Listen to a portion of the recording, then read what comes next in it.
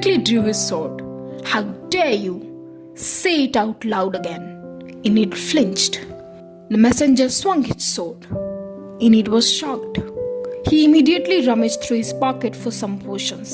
Even the young lord and chamberlain who were hiding were stunned.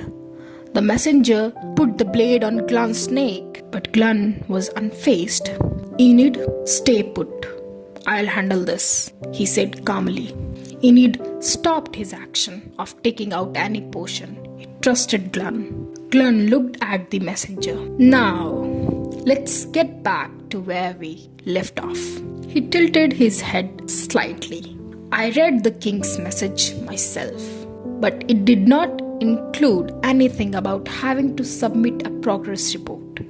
When you are notified of a possible seal breakage of a letter containing the king's order as his messenger, your job is to investigate whether the seal was broken by accident or intentionally broken by someone else to harm an innocent man." The messenger flinched but composed himself. "Nonsense! Putting hands on the king's letter is a serious crime. Moreover, this letter didn't contain any top secret information. Who in the world would be stupid enough to risk their life to steal a letter going out to a commoner?" Gro replied, "That's exactly why I'm asking you to investigate this case. And I would like to point one more thing. What kind of messenger executes the king's order without even delivering his message?" The air darkened.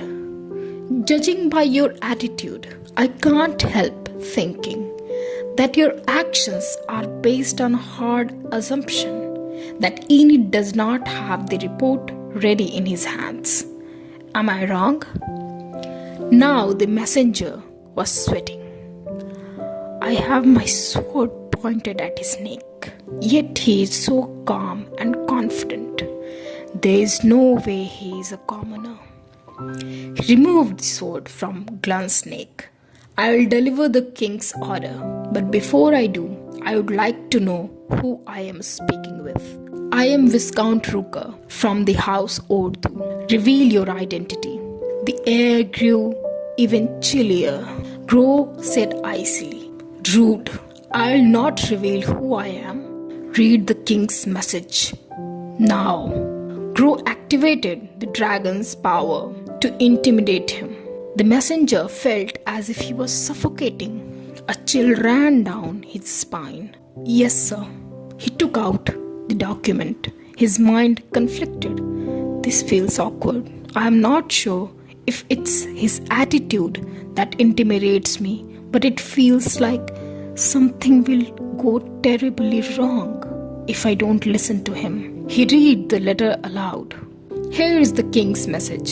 It is written that you must deliver a progress report to the messenger who will revisit in 3 months."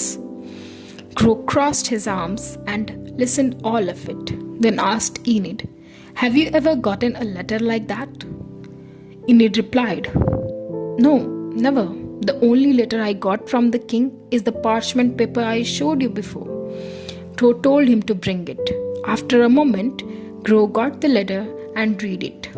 As predicted, this was originally a 2-page long letter. Enid was confused. Gro showed him. "There is a trace of candle wax on the back of this letter. Someone intentionally ripped the second page off so that you would not be informed about having to make a progress report." He looked at the messenger icily. The messenger's heart thumped loudly in fear. Gro was now sure. "Your face tells it all. You knew about this. Was it you? Or is there someone else involved?"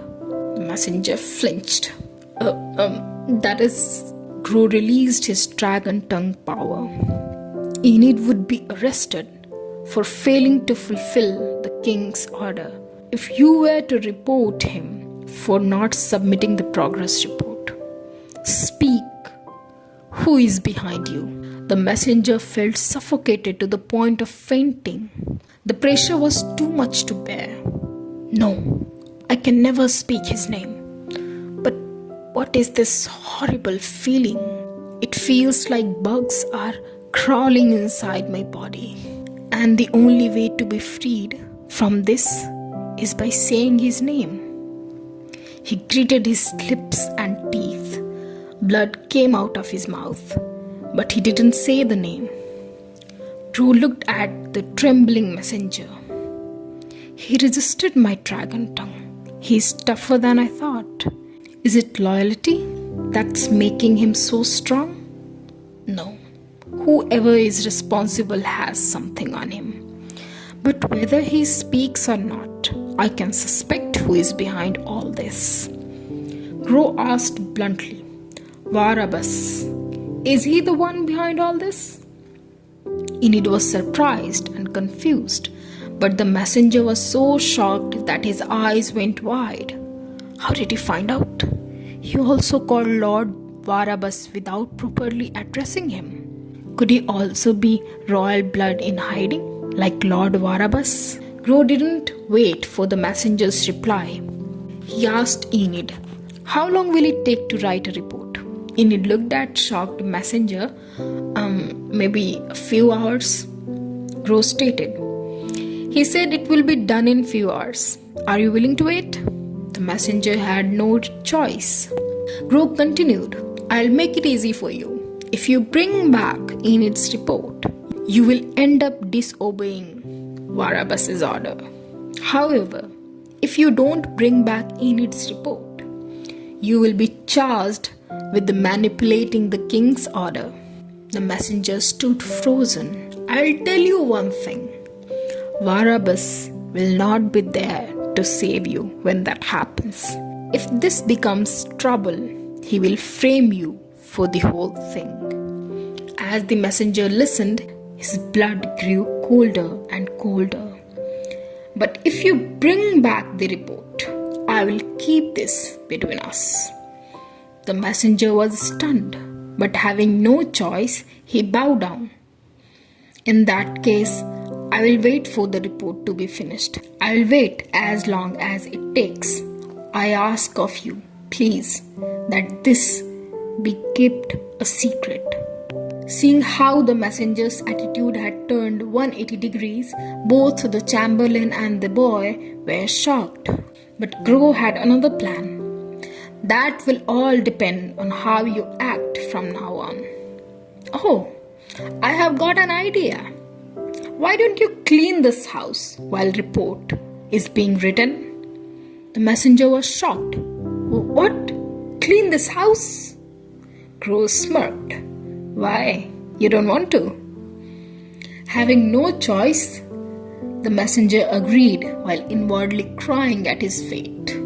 Now that this was settled, Grow looked at the window. Hey, you two back there. Both the chamberlain and the lord were shocked that they have been found out. Grow stated, I will give you two a job.